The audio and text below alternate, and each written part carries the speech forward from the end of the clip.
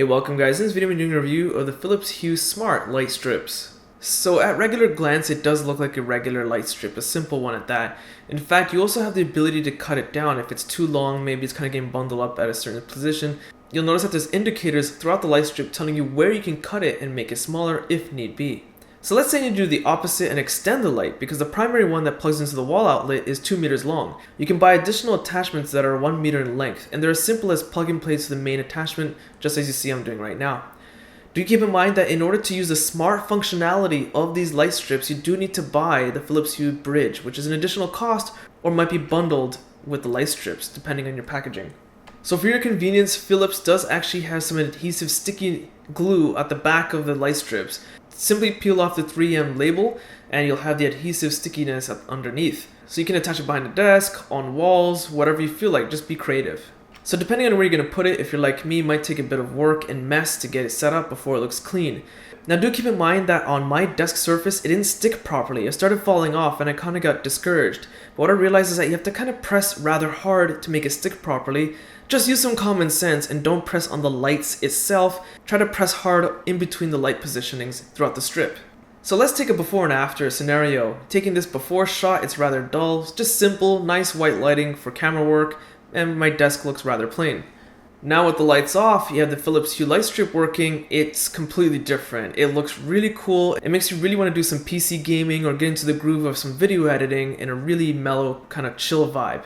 As with other smart Philips Hue light bulbs, this light strip is compatible with certain services like Google Assistant, Amazon Echo Dot, IFTTT, Samsung SmartThings, Stringify, and the list just simply goes on. So in this example, I'm going to use my Google Assistant to turn on the light bulbs and control it. I set the name of the lights to my computer lights because they are literally with my computer. So here's a sample. Turn the computer lights to orange. You got it. Changing the computer lights to orange. Turn the computer lights to purple. You got it. Changing the computer lights to purple. So having these light strips can take something that looks incredibly dull and make it look really cool.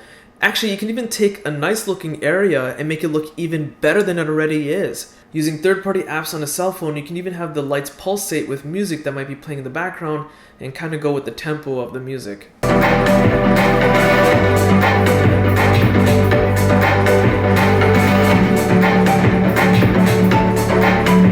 So the other way you can control it was of course through the Philips Hue app, which is available on iOS and Android devices.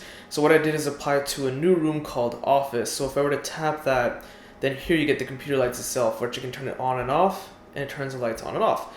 If I were to select something like scenes, you get some preset scenes where you can have like relax and say spring blossom, which would set the lights to a kind of a pink whitish tint. But of course, if I don't want to do that, I can change the brightness on the fly through here.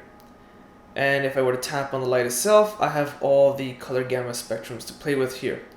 There are also the different shades of white if you just want to keep it very basic, and recipes, which are like preset themes yet again, like relax, read, concentrate, energize.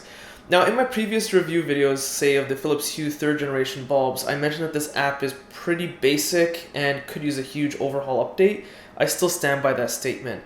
The app is kind of cumbersome. It's not that easy to figure out when you're adding the bulbs for the first time, or the light strips rather, to be correct.